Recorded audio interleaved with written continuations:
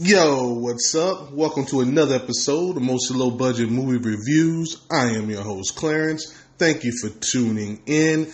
Now, two movies I definitely wanted to get in this weekend involves two stars that are actually married to each other. They used to call them Benifer back in the day. I don't know if they still do that, but that should tell you what we're working on this weekend. So, Netflix just released a new movie starring Jennifer Lopez called The Mother, listed as an action mystery thriller. Not sure if those last two things apply so much. More on that later. But Jennifer's career is lately comprised of mostly lighter rom-com type movie stuff. Now, earlier in her career, before she became a big star, she took, on some different roles and took more chances, I think. With varying degrees of success. Not all of them worked, but at least she was doing different things. So, to see her in an action movie after all these years is kind of a welcome change for me anyway. So what is this one about? Well, we start off with Jennifer's character in some sort of safe house with the FBI trying to broker some sort of deal for herself. Now, she warns them that the men they're dealing with, they don't understand and they're real trouble. Spoiler free, let's just say the safe house proves not to be so safe.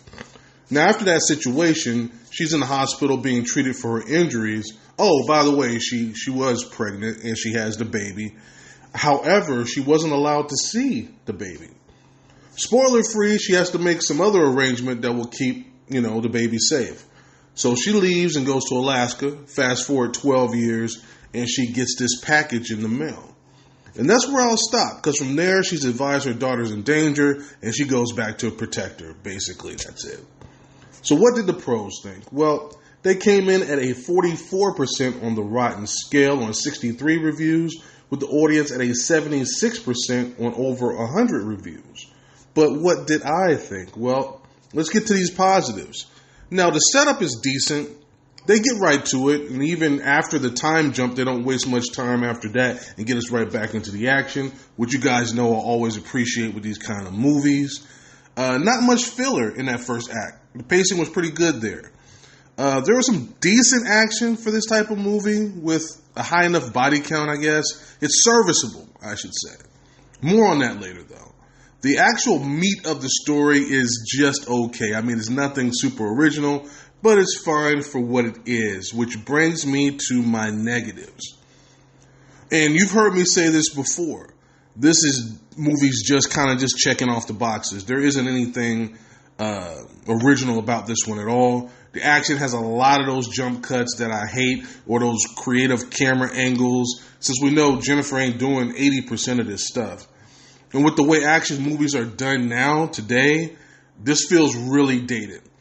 There was no mystery or thrills here, so I'm not quite sure why they listed it as a mystery thriller, which kind of messed me up because I was expecting something else. It's just an action movie. And that's fine, but, don't add stuff in there that's not in there.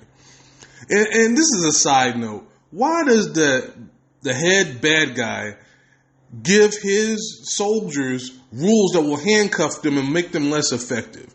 Now, if they can't actually kill her because he wants to do it himself, I mean, for the audience, it becomes very low stakes because we know that they're not really going in with lethal force and there really is no real danger to her until the big bad guy comes. But the biggest thing that didn't work for me was this whole mother-daughter drama training situation during the second act. It really slowed the pace down, and their dynamic just didn't work for me. I found her very annoying, the little girl. And she didn't react at all like a 12-year-old running for her life, I should say. She didn't act that way at all, but I don't want to beat this one up too much. Let me bottom line this one for you. Did I enjoy it? You know what? I'm going to say yes for what it was. It's not great or anything. I will put this one right at a 63% on the Rotten scale. The whole second act, they could have either shortened it up or cut it and done something different. There's no chemistry between them at all. But as a throwaway action movie, everything is here that you would expect.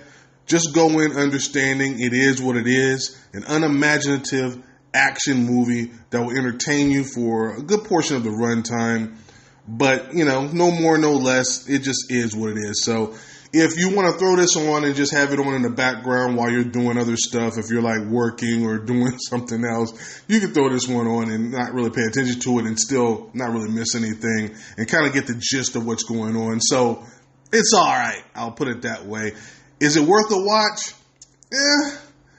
There's a lot of action movies like this on the platform, so I can't say that. But if you're a Jennifer fan, or if you want to see something with a bit of a higher budget, I should say, because there's a lot of lower budget movies just like this, but obviously they're going to spend a little bit of money on this. So yeah, I mean, it's all right. I'm not going to say run out and get it. Say throw it in your queue, and one day on a rainy day when nothing else is on, you feel like watching something, you can throw this on and you won't be super disappointed. Like I said, as long as you're not expecting some revolutionary action movie, it is what it is. Put it that way.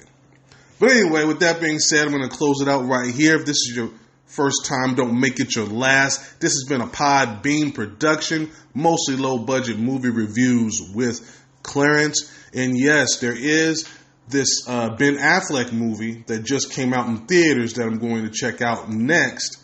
And I'm not going to tell you the name of it. Go look it up or come back here where you're going to do the full review for it. And yeah, we'll see if it's two positive review type weekend. So this one scrapes by with a 63% on the Rotten scale. So let's see how her husband does with his movie on the Rotten scale when I'm back next episode. So thank you again for tuning in. I greatly appreciate it, and I will see you guys next time. Peace.